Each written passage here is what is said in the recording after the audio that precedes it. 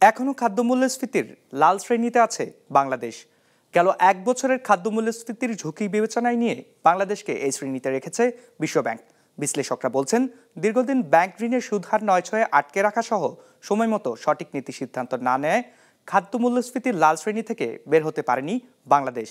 250-টিরও বেশি design option নিয়ে Walton smart fridge, বোঝে আপনার প্রয়োজন। চাল থেকে শুরু করে তেল কিংবা সবজি, গেল এক বছরের ব্যবধানে বাজারে বেড়েছে প্রায় সব নিত্যপণ্যের দরই।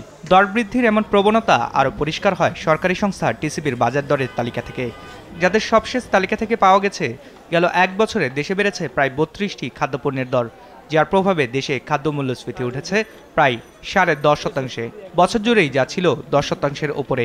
আর এমন সব পরিস্থিতি বিবেচনায় নিয়ে বাংলাদেশকে খাদ্য মূল্যস্ফীতির লাল শ্রেণীতে স্থান দিয়েছে বিশ্বব্যাংক। আয় হয়তো বেড়েছে, সামগ্রিকভাবে দেশের জিডিপি বেড়েছে, কিন্তু বড় একটা জনগোষ্ঠী সেই বেনিফিটটা পাচ্ছে না বা পায় নাই। ফলে তাদের জন্য কিন্তু এই কষ্টটা রয়ে গেছে এবং মূল্যস্ফীতির কারণে সেই কষ্টটা অনেক বেড়ে গেছে। মজুরির ক্ষেত্রে কিন্তু মোটামুটি ভাবে সেই ধরনের আমরা কিছুটা গ্রোথ লক্ষ্য করলেও সেই ধরনের কিন্তু গ্রোথ হয়নি। অর্থাৎ মানুষের তার মানে প্রকৃত জিনিস কেনবার যে ক্ষমতা, সেই প্রকৃত জিনিস কেনবার ক্ষমতা কিন্তু কমে গেছে। বিশ্বব্যাংকের জরিপ অনুযায়ী গেল বছরও লাল তালিকাতেই ছিল বাংলাদেশের নাম। সে সময় বাংলাদেশের পাশাপাশি এই তালিকাতে ছিল যুক্তরাজ্য, জার্মানি, নেদারল্যান্ডস, ফ্রান্স সহ মোট 34টি ছোট বড় দেশ। যদিও সব উন্নত দেশগুলি বের হয়ে এসেছে এই তালিকা থেকে, তবে এখনও খাদ্য মূল্যস্ফীতির তালিকায় নাম রয়ে গেছে কেনিয়া, ভিয়েতনাম, জাম্বিয়া ও বাংলাদেশ সহ 15টি দেশের নাম। প্রশ্ন হচ্ছে, 2 বছরেও কেন এই তালিকা থেকে বের হতে পারল না বাংলাদেশ?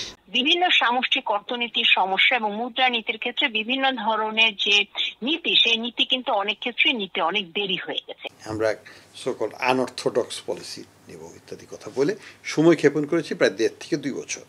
সেটারই খেসারত আমরা দিচ্ছি। অন্য সব দেশ বের হয়ে যাচ্ছে, আমরা এখনো ওই রেড জোনে আটকা পড়ে আছি।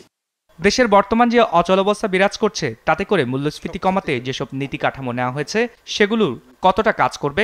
মূল্যস্ফীতি কোথায় গিয়ে ঠেকবে? দুর্নীতি যেন কমাতে পারি, আমাদের সব জায়গাতেই যেন এই আর্থিক খাতে যে অব্যবস্থাপনা, যেগুলোর মূলে রাজনৈতিক দর্শনেরই একটা ঘাটতির কারণে এগুলো হয়েছিল, ভোটাধিকারের প্রয়োগের ক্ষমতা, এগুলো যদি আমরা ফেরত পাই, আমি মনে করি একটা নতুন বাংলাদেশ হতে পারে। সেখানে তখন কিন্তু পরিবর্তনগুলো খুব দ্রুত হবে এবং যেটাকে আমরা এখন মনে করছি যে একটা বোঝা হয়ে যাবে এই আন্দোলনের কারণে, সেটা কিন্তু একটা আশীর্বাদ হয়ে আসতে পারে।